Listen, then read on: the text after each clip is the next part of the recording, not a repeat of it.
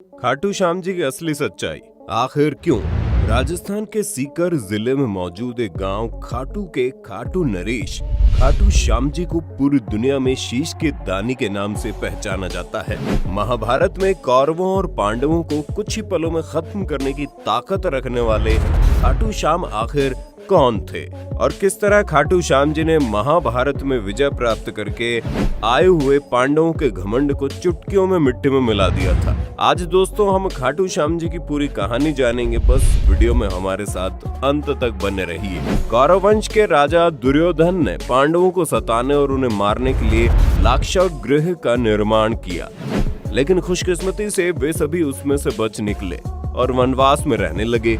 एक समय जब जंगल में माता कुंती और उनके पुत्र सो रहे थे, तभी उसी जंगल में एक हिडिंब नाम का राक्षस अपनी बहन हिडिंबा के साथ रहता था। रात के समय जब राक्षसों को मनुष्यों की गंध आई तो उन्हें देखकर राक्षस तुरंत अपनी बहन से बोला कि तुम उन मनुष्यों को मारकर मेरे पास ले आओ। अपने भाई का आदेश पाकर हिडिंबा मनुष्यों की महक सूंघते सूंघते वहां पहुंच गई, जहां पांडव अपनी मां के साथ विश्राम कर रहे थे और महाबली भीम उन सभी की रक्षा में जाग रहे थे। भीम के विशाल और तेज स्वरूप को देखकर राक्षसी हिडिंबा उस पर मोहित हो गई और मन ही मन ये सोचने लगी कि मेरे लिए इससे बेहतर पति हो ही नहीं सकता। उसने अपने भाई की परवाह किए बिना ही भीम को अपना पति स्वरूप मान लिया, जिसके बाद हिडिंबा ने स्त्री का रूप धारण करके भीम से बातें करनी शुरू कर दी।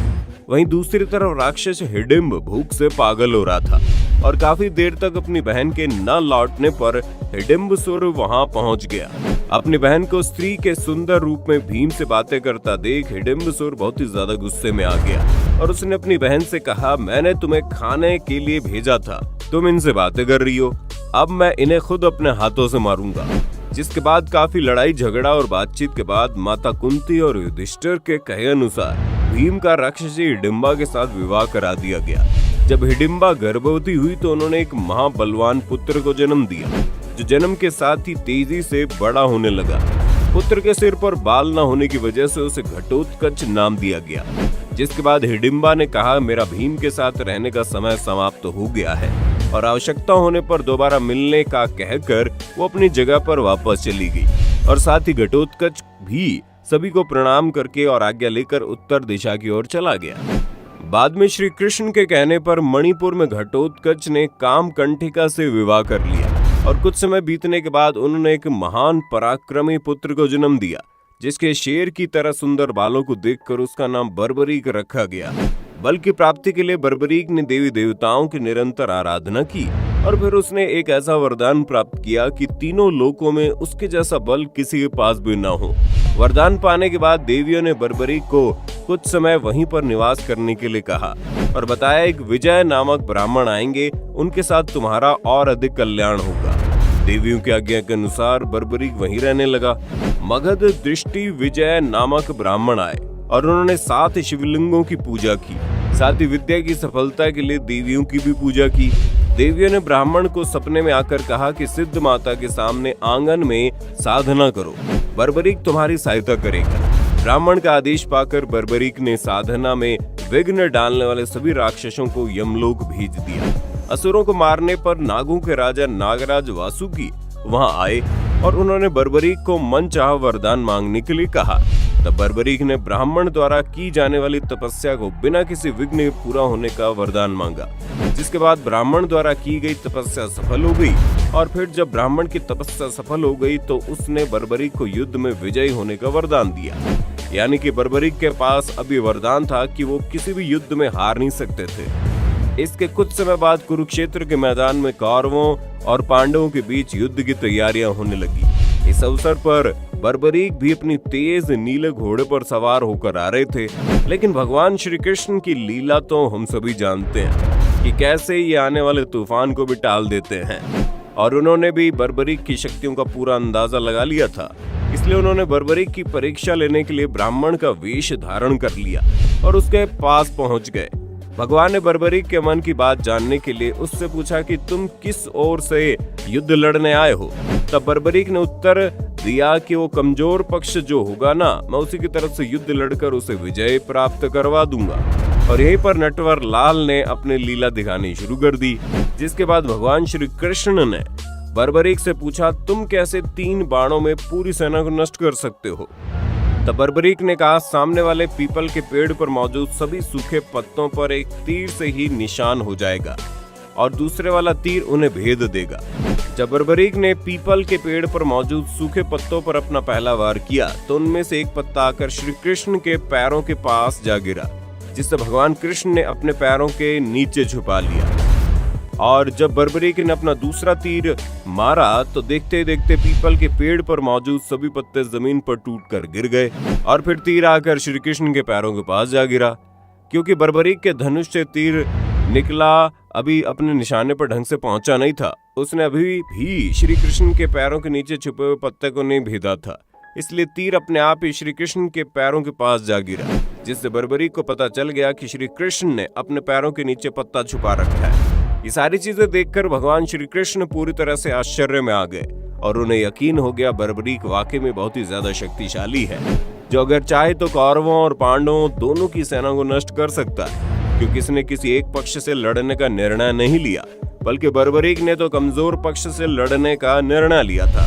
ऐसे में जंग की शुरुआत में कम सिपाहियों को देखकर बर्बरीक पांडवों की तरफ से लड़ता है और कौरवों के सभी योद्धाओं को अपने एक तीर से निशाना बनाता है और दूसरे तीर से उन्हें मार गिराता है, जिसके बाद कौरवों का पक्ष कमजोर हो जाता है और फिर बर्बरीक अपना पक्ष बदलकर कौरवों की तरफ चला जाता है, जिसके बाद वो पांडवों के सभी योद्धाओं को अपने तीरों के बाण से हरा देता है। यानी कि अगर बर्बरीक युद्ध में होगा तो दोनों ही पक्ष बिना किसी नतीजे पर आए मौत के आगोश में चले जाएंगे। इसलिए ब्राह्मण का रूप धारण करने वाले भगवान श्री कृष्ण ने जब बर्बरीक से बातें शुरू की तो बर्बरीक ने कहा, हे ब्राह्मण, तुम क्या चाहते हो? जिसके जवाब में भगवान श्री कृष्ण ने कहा, क्या सबूत है? जो मैं मांगूंगा वो मुझे मिल जाएगा। तब बर्बरीक ने कहा, जब वचन की बात की है तो प्राण भी मांगोगे तो मिल जाएंगे। मौके पर चौका मारते हुए ब्राह्मण का रूप धारण किए भगवान बोले, मुझे तुम्हारे शीश का दान चाहिए। यानी भगवान श्री कृष्ण ने बर्बरीक के सिर का दान मांग लिया था।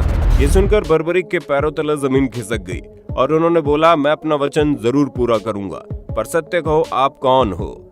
तब भगवान कृष्ण ने अपना विराट स्वरूप दिखाते हुए कहा कि मैंने ये सोचा, यदि तुम युद्ध में भाग लोगे तो दोनों कुल पूरी तरह से नष्ट हो जाएंगे। तब बर्बरीक ने कहा, हे भगवान, आप मेरे शीश का दान ले लीजिए, लेकिन मेरी एक इच्छा है, मैं महाभारत के युद्ध को आखिर तक देख पाऊं।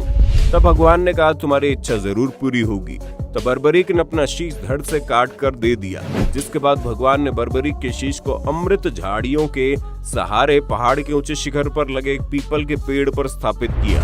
18 दिनों तक चले युद्ध में पांडवों की विजय हुई और इसी दौरान भगवान कृष्ण ने अर्जुन को गीता का ज्ञान भी दिया, लेकिन इतना ज्ञान प्राप्त करने के बाद भी उन्हें अपनी जीत पर घमंड हो गया था। तब श्री कृष्ण ने पांडवों का घमंड चूर करने के लिए उन्हें वहां ले गए जहां बर्बरीक का सिर स्थापित था। बर्बरीक के सामने पांडव अपनी अपनी वीरता का बखान करने लग गए। तब बर्बरीक ने कहा, आप सबका घमंड करना व्यर्थ है, जीत सिर्फ और सिर्फ श्री कृष्ण की नीति से ही मिली है।